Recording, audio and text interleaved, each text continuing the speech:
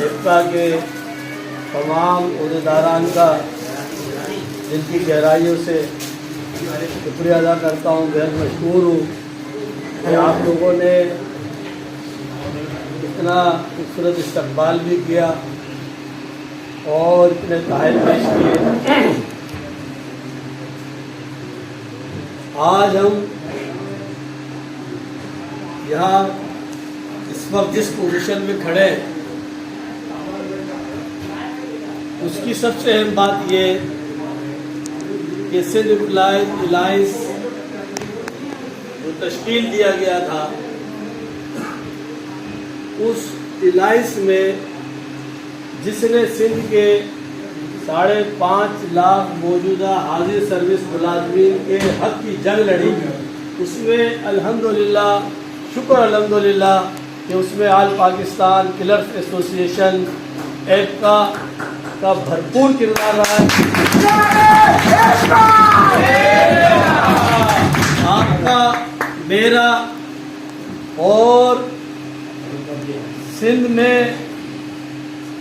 जिन जिन इदारों में एप्का के यूनिट्स कायम हैं उन तमाम अहदेदारान का, मेंबरान का इस अलायंस में किरदार अदा करने पर बड़ा वक़ार बुलंद हुआ है।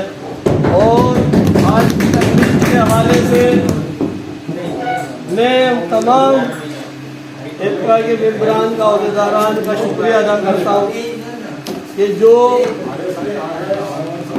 सिंध के मुलाजमीन की एक तारीख़ी जंग थी और इस तरह का जो एक अलायंस था वो सिंध की तारीख़ में पहली मर्तबा इतने मुनज़्ज़म अंदाज में मुतहरिक हुआ। हुकूमत सिंध ने जो सबसे ख़तरनाक और ज़ालिमाना फैसला किया था वो था पेंशन में 47% माहाना कटौती का। इससे पहले तो हुकूमत सिंध मुख्तलिफ मुलाजिम दुश्मन फैसले करती आ रही थी और वो लावा पक रहा था। कभी 40 कोटा का खात्मा किया जा रहा था, कभी पेंशन इस्लाहत के नाम पर कटौती के नोटिफिकेशन निकाले जा रहे थे। लेकिन जो 31 जुलाई को हुकूमत सिंध ने ये माहाना पेंशन से 47% कटौती का नोटिफिकेशन जारी किया तो पूरे सिंध के मुलाजिम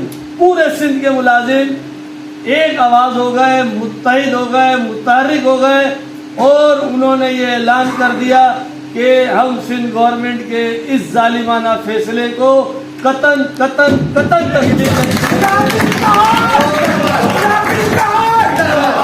और यही वजह थी कि फिर doctor, engineer, clerk, teacher, lower staff, हर वकाती फिक्र के लोग, तमाम समाजी सियासी जमातें, उन सब ने ये आवाज़ उठाई कि जो सिंध के सरकारी मुलाजमीन का ये एम्प्लॉयज़ अलायंस बना है, सिंध एम्प्लॉयज़ अलायंस, ये हक पर है और इसकी जद्दोजहद हक पर है। और जिस तरीके से सिंध एम्प्लॉयज़ अलायंस की क़यादत पर पूरे सिंध के मुलाजमीन ने एतमाद किया था, तो मैं ये समझता हूँ कि बड़े बड़े राइटर ये लिखने पर मजबूर हो गए थे कि अब पेंशन तो ख़त्म होगी, पेंशन के जालिमाना नोटिफिकेशन तो ख़त्म होंगे, हुकूमत के जालिमाना फैसले तो ख़त्म होंगे, लेकिन कहीं ऐसा ना हो कि ये सरकारी मुलाजमीन की तहरीक एक इनकलाब में तब्दील हो जाए। और ये तहरीक इनकलाब की तरफ जा रही थी। इसलिए हुकूमत सिंध ने इस बात को महसूस किया और आपकी, हमारी और सिंध के तमाम जो मुलाजमीन रोडों पे, सड़कों पे जो निकले, उन सब की जद्दोजहद को सलाम।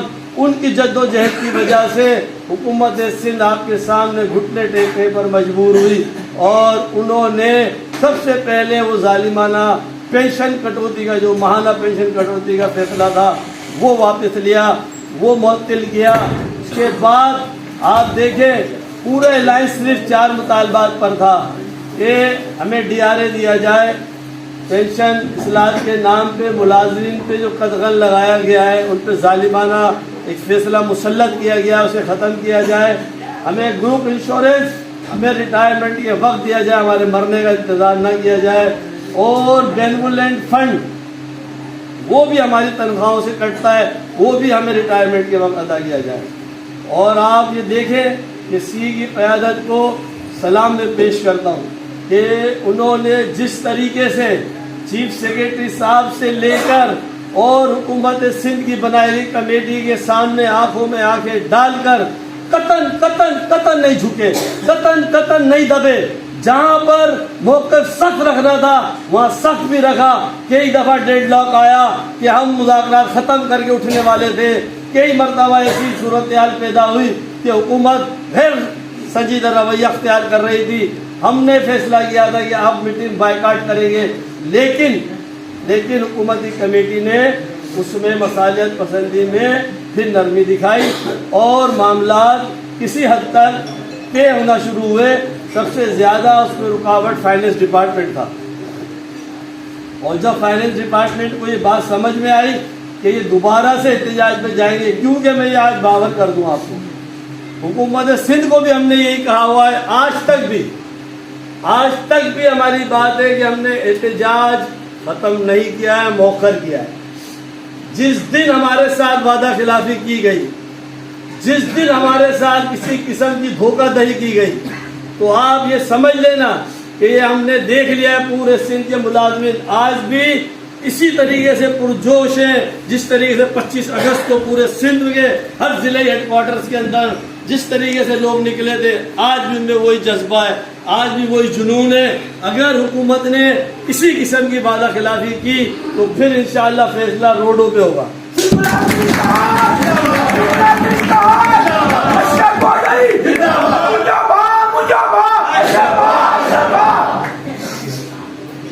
सबसे अहम बात, ग्रुप इंश्योरेंस की रकम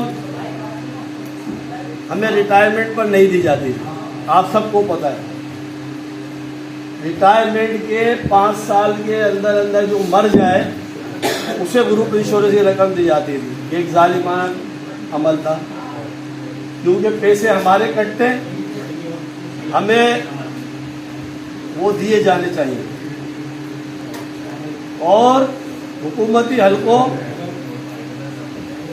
और खुसूसन मैं चीफ सेक्रेटरी साहब का शुक्रिया अदा करूँगा, उनकी पॉजिटिव सोच रवैये की वजह से भी हमें ग्रुप इंश्योरेंस और बेनेवोलेंट फंड जो है वो इंशाअल्लाह ताला बलूचिस्तान की तर्ज पे देने का मुत्तफ़िका फैसला हो गया है,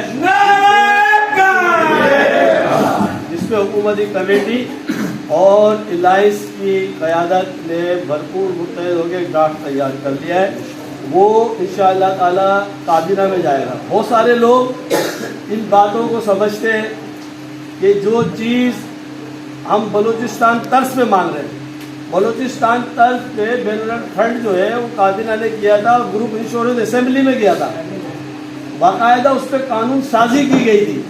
तो इंशाअल्लाह यहाँ पर भी ऐसे होगा। लेकिन क्योंकि हुकूमत इस मामले में हमें उनका रवैया आज तक भी संजीदा और पॉजिटिव नज़र आया, तो हम ये समझते हैं कि जो मुत्तफ़िका फैसले हुए हैं उस पर इसी तरह इंशाअल्लाह ताला एक प्रोसीजर के ज़रिए उस पर अमल दरामद ज़रूर होगा। दूसरी बात, डीआरए अल्हम्दुलिल्लाह इस पर बड़ा डेडलॉक था, वो भी ख़त्म हुआ। और डीआरए जो है वो पूरे सिंध के लोगों ने नारा लगाया, लेकिन इसकी डिटेल जो है वो भी हमने मीटिंगों के दौरान फिर इसको स्टडी किया कि डीआरए जो है वो है डिस्क्रिमिनेटरी रिडक्शन अलाउंस। जिन जिन इदारों में ऑलरेडी इजाफी अलाउंसेस दिए जाते हैं, हमने कहा पंजाब की तरफ पे दो, वफाक की तरफ पे दो, तो वफाक और पंजाब के हम नोटिफिकेशन पढ़े, उसके अंदर बाकायदा पंजाब ने 58 डिपार्टमेंट को एग्जेप्ट किया, माइनस किया है कि ये डीआरए के लिए टाइटल नहीं है, पूरे पंजाब को नहीं दिया है। जहाँ जहाँ डिस्पेरिटी थी, जहाँ जहाँ पर अलाउंसेस में फर्क आ रहा था, उन्होंने उसको बैलेंस किया। इसी तरह वफाक ने बहुत सारे डिपार्टमेंट्स को माइनस किया है, तो उसी तर्ज पे सिंध में भी ऐसे ही होगा। DRA मंजूर हो गया है, दिया जाएगा, लेकिन जो जो इदारे जो मुलाजमीन इसके इंटाइटल होंगे उनको सबको मिलेगा इंशाअल्लाह। तो आप सब लोगों को बहुत बहुत मुबारक हो कि हमने बड़ी जद्दोजहद के बाद इस तहरीक को अपने फाइनल राउंड में ले आए। और एक मैसेज है आपसी एम्प्लॉयज अलायंस की पूरी तहरीक, हर एसोसिएशन को, हर यूनियन को एक पैगाम जाता है, एक मैसेज जाता है। वो पैगाम, वो मैसेज क्या है कि यकजहती, इत्तेहाद, ताकत। आप मुत्तहिद हैं, आपने देख लिया, आप मुत्तहिद हैं, आप मुत्तफिक हैं, तो कितनी बड़ी सरकार हो, कितने बड़े आपके सामने अफलातून हो, वो आपका मुकाबला नहीं कर सकते। मरना होगा, जीना होगा, बोलने का साथ। जो केसेस पेंडिंग में है और एक खास मुद्दत बताई कि वहाँ तक जो भी पेंडिंग में है कोर्ट ऑर्डर पास होने से पहले वो सब कर दिए जाए। उस पर उन्होंने सेकेंड रीडिंग में हमें ब्रीफिंग दी।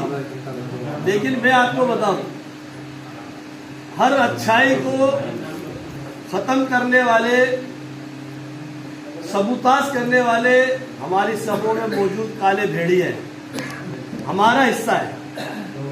वहां पर बाकायदा